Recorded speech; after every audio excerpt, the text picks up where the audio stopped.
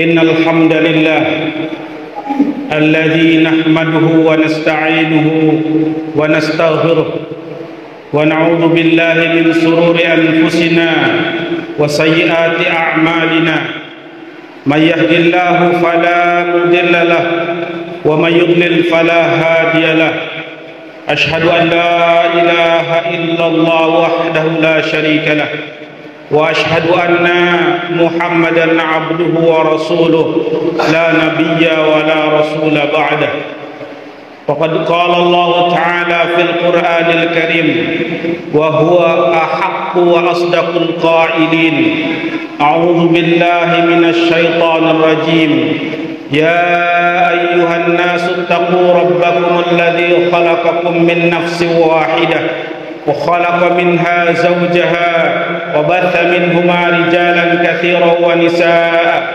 واتقوا الله الذي تساءلون به والأرحام إن الله كان عليكم رقيبا وقال يا أيها الذين آمنوا اتقوا الله وقولوا قولا سديدا يصلح لكم أعمالكم ويغفر لكم ذنوبكم ومن يطع الله ورسوله فقد فاز فوزا عظيما فإن أصدق الحديث كتاب الله وخير الهدى هدى محمد صلى الله عليه وسلم وشر الأمور محدثاتها فإن كل محدثات بدعة وكل بدعة ضلالة وكل ضلالة في النار أوصي نفسي وإياكم بتقوى الله فقد فاز المتقون. Saudaraku yang dimuliakan oleh Allah Subhanahu wa taala, sidang Jumat, kita sebagai manusia pasti akan diuji oleh Allah Subhanahu wa taala. Setiap kita yang mengikrarkan dirinya amantu billah, kita beriman kepada Allah dengan lisan kita, maka ucapan itu tidak akan dibiarkan oleh Allah Subhanahu wa taala begitu saja tanpa ada pembuktian yang Allah Subhanahu wa taala akan uji. Allah Subhanahu wa taala berfirman, ahasiban nasu ay yutraku ay yaqulu amanna wa hum la yuftanun. Apakah manusia mengira, kata Allah, mereka akan dibiarkan begitu saja? Mereka mengatakan kami beriman kepada Allah, sementara kami tidak uji mereka. Tidak mungkin. Kata Allah, Allah pasti akan menguji mereka. Maka hadirin sekalian yang dimuliakan oleh Allah Subhanahu wa taala, jangan kita pikir bahwasanya ketika orang sudah beriman kepada Allah, ketika orang sudah bertakwa kepada Allah, hidupnya akan nikmat-nikmat saja, hidupnya akan enak-enak saja, hidupnya akan diliputi oleh kesenangan. Tidak. Justru semakin tinggi iman seseorang, maka semakin berat ujian yang akan dia dapatkan. Rasulullah SAW mengatakan bahwasannya ujian yang paling berat akan dialami oleh para anbiya, kemudian dialami berikutnya oleh para tabi'in, oleh para sahabat, kemudian yang lebih rendah lagi oleh para tabi'in, yang lebih rendah lagi oleh para tabi'in. Semakin tinggi level keimanan seseorang, semakin berat ujian yang ia akan dapatkan. Semakin rendah keimanan seseorang, level ujian akan semakin rendah.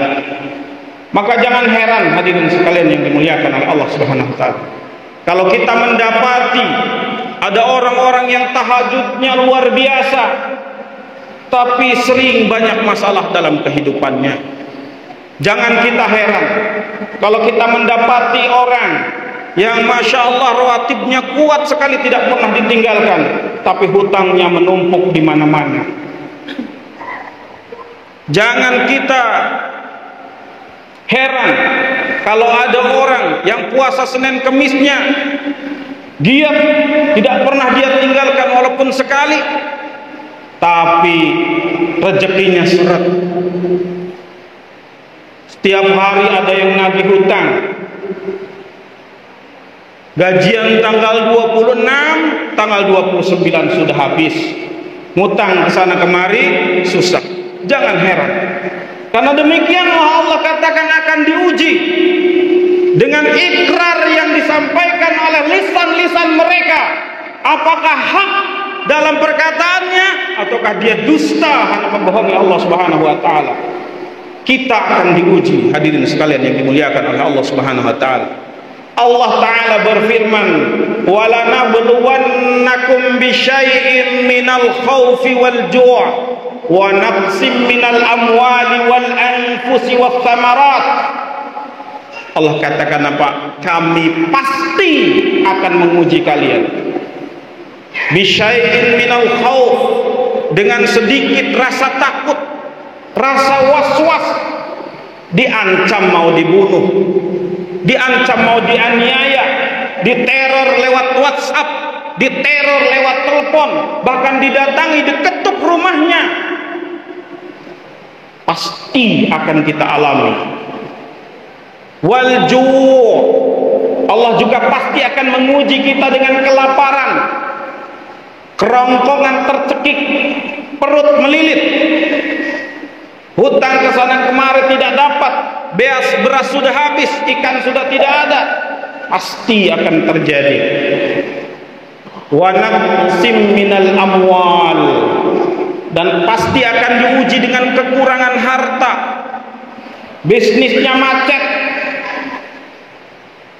hutangnya makin hari makin banyak, orderannya seret, gajinya dipotong, atau hal-hal yang lain yang menyangkut dengan ujian ekonomi.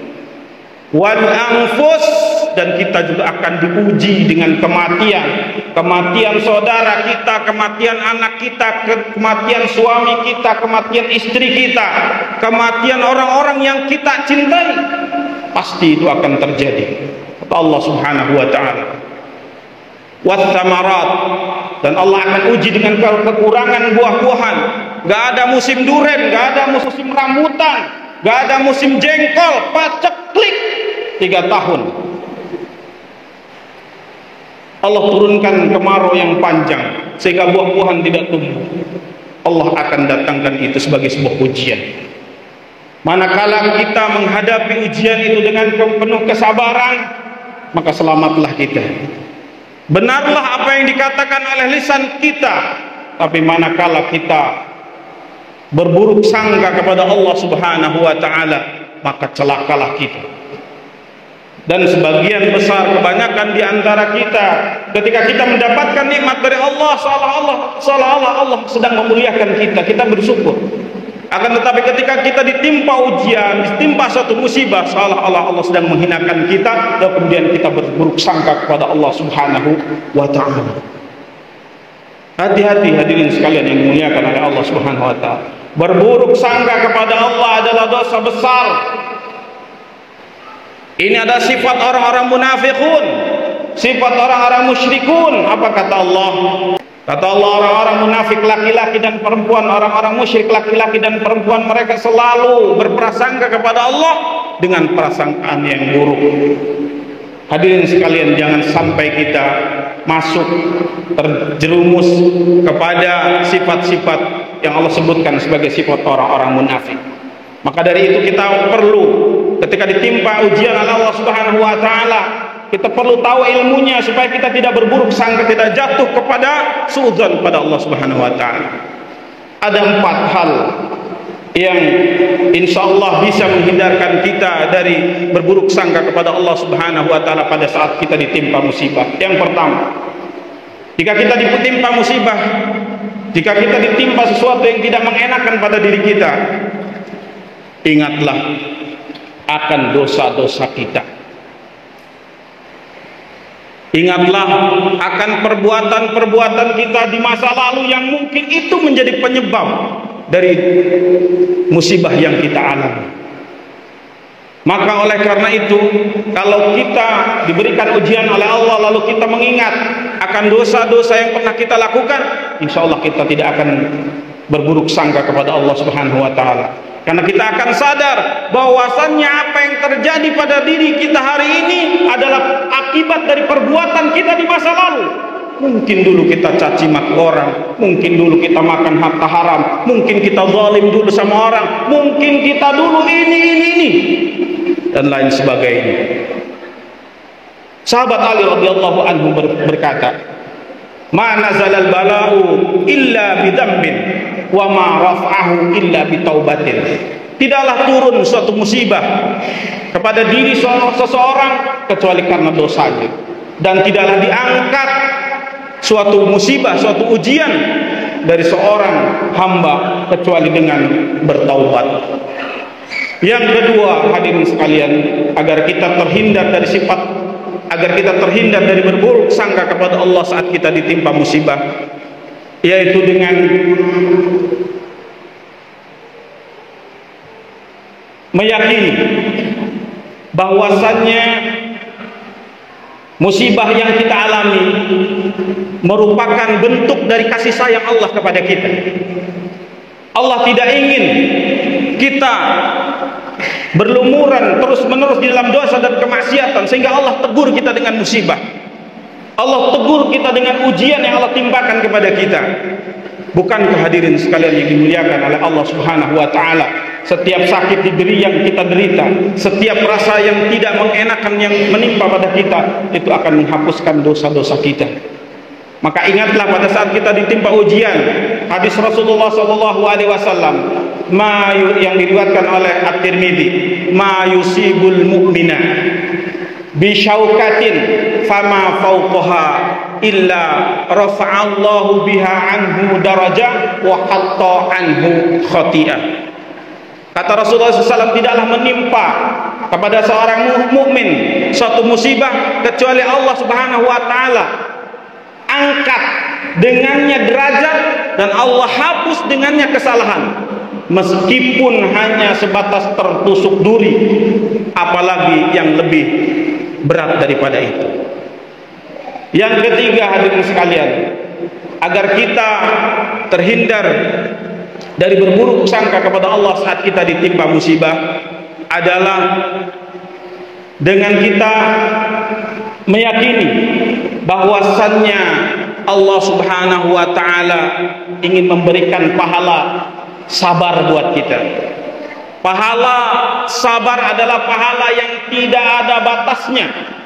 Semua ibadah Allah sebutkan pahalanya, semua ibadah Allah sebutkan batasannya. Pahala salat berjamaah 27 derajat, pahala salat syuruk seperti pahala haji dan umrah, pahala membaca Al-Quran satu hurufnya dilipatkan menjadi 10 kebaikan. Setiap ibadah Allah tentukan pahala dan nilainya. Satu-satunya yang Allah tidak tentukan dan Allah tidak pernah batasi pahalanya adalah pahala sabar. Innama yuwaffas sabiruna ajruhu bighairi hisab, kata Allah. Sesungguhnya akan dibalas orang-orang yang bersabar oleh Allah Subhanahu wa taala dengan pahala yang bighairi hisab, tidak ada batasannya, tidak ada hitungannya.